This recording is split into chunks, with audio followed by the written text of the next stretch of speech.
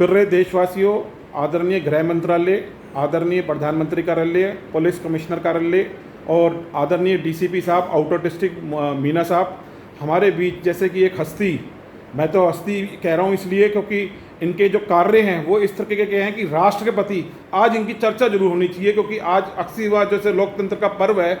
और इनकी मैं एक उपलब्धि बताना चाहता हूँ कि रानीबाग थाने में जब ये आए थे तो कहीं कुछ इस तरीके के इनका मैंने जो काम करने की कार्यशैली की एक विशेष बात बता रहा हूँ कि जब ये कार्य करते हैं, इनके पास कोई कंप्लेंट आती है, किसी भी तरह की कंप्लेंट आती है, किसी के पक्ष में होती है, किसी के खिलाफ होती है, आदरणीय एसीपी साहब के ये प्रयास रहा और इनकी काउंसलिंग और पुलिसिंग के अंदर ये विशेष बात रही कि ये कोशिश करते हैं कि अगर किसी कारणों से, परिस्थिति से आदमी भटक कर अपराध के रास्ते पे चला गया या उससे कोई अपराध जाने अनजाने हो गया है, उसको जानकारी नहीं दी, तो ये कोशिश ये करते हैं कि सीधा एकदम सख्त कार्रवाई करने से पहले कि वो वापसी अपने समाज के अंदर आए, देश के प्रति आए, देश की भावना के प्रति जुड़े, वो और उसका परिवार। ये एक विशेष कार्यशैली रही है। मैं चाहूँगा कि हमारे गृह मंत्रालय से कि आने वाले दिनों में जरूर इस चीज़ को, इनके जब भी इनका नाम जुड़े, इनकी कार्यशैली जुड़े या जो भी इनका एक पूरा करेक्टर एक रिपोर्ट बनती है कि इनका टेन्योर होता है, उस टाइम जरूर इस चीज़ को कंसीडर करें कि ऐसे पुलिस कर्मियों को गृह मंत्रालय जरूर प्रमोट करें कार्य की पोस्टिंग करते हुए, या इनको आने वाले समय के अंदर ऐसी कोई जिम्मेवारी भी जरूर दें आने वाले 2-3 साल 5 साल के बाद, जब कभी इनका टेन्योर पूरा हो, ये सेवानिवृत्त हो, रिटायर हो, तो इनको एक ऐसा कोई सिस्टम बनाया जाए कि जिससे दिल्ली पुलिस के लोगों को ये जागृत कर पाएँ, उनको ये बताएं पाएँ कि जल्दी से आवेश में ना आके पूरी तरीके से गहराई से सोच समझ के पुलिस के और जनता के बीच के अंदर जो कड़ी है, जो भारत देश की जिम्मेवारी इन्होंने इनको दी है, सरकार ने, भारत सरकार ने जिम्मेवारी दी है, जो इनको ये वर्दी दी है, उसका सही मापदंड में इन्होंने मैं कहता हूँ कि कार्य किया है और लोगों के बीच में बचाई है। हमारे रानीबाग क्षेत्र के अंदर अगर आप जाओगे, एक रेडी पटरी वाले, चाय वाले से, फल की रेडी वाले से, धनवान से, किसी भी आदमी से अगर आप बात करोगे तो हर व्यक्ति की ये चर्चा होगी और तारीफ करके ये बात बोलेगा दिल से कि इनके पुलिस के, इनके टेन्योर में पुलिसिंग बहुत ज़बरदस्त रही है। मैं इसके लिए पुनः इनको इस 15 अगस्त को धन्यवाद दूंगा और कहूँगा सर 1 मिनट के अंदर आप भी कुछ थोड़ा सा अपने और लोगों के लिए भी मैसेज दें, क्योंकि आपके बाद भी कई लोग आएंगे इस सीट के ऊपर।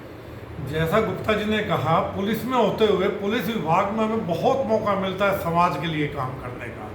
और जो हमारी सबसे बड़ी जिम्मेवारी है, हमें समाज के प्रति उत्तरदायी सबसे पहले होना चाहिए।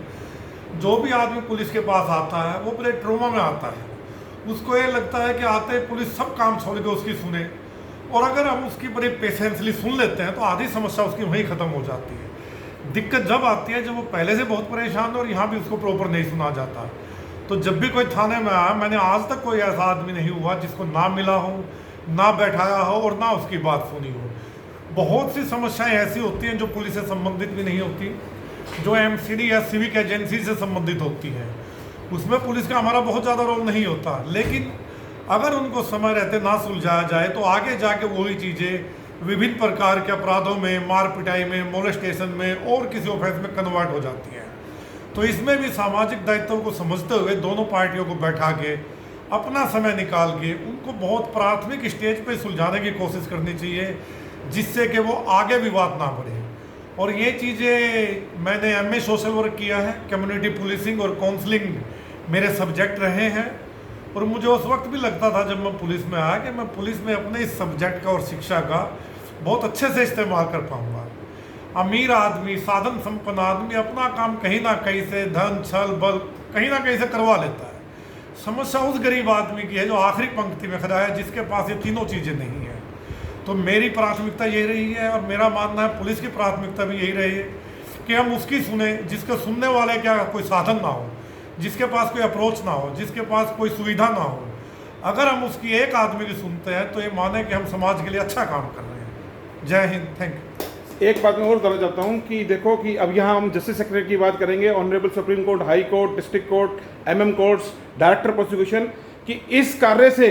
बहुत सारे केस जहाँ 5.5 करोड़ से लंबित से हमारी न्यायालयों पे बोझ है, उसमें बहुत कमी आती है। क्योंकि जब जो चीज़ यहाँ थाने के अंदर ही पुलिस के प्रयास से सलट जाती है तो जो 20-20 साल ट्रायल के case high court, supreme court तक पहुँचते हैं। आप ये सोचो कि इन्होंने आज तक हजारों लाखों करोड़ रुपए सरकार के भी बचा दिए कि इस तरह की कार्यविधि से जो लोग न्यायालय में जाने से बच गए, यहीं थाने में जिनका समाधान हो गया, इसके लिए भी मैं इनको बहुत बहुत धन्यवाद करता हूँ कि सरकार की पैसे करोड़ों रुपए बचा दिए इन्होंने अपने इस सोच समर्थन से। और पुलिस विभाग की जो एक छवि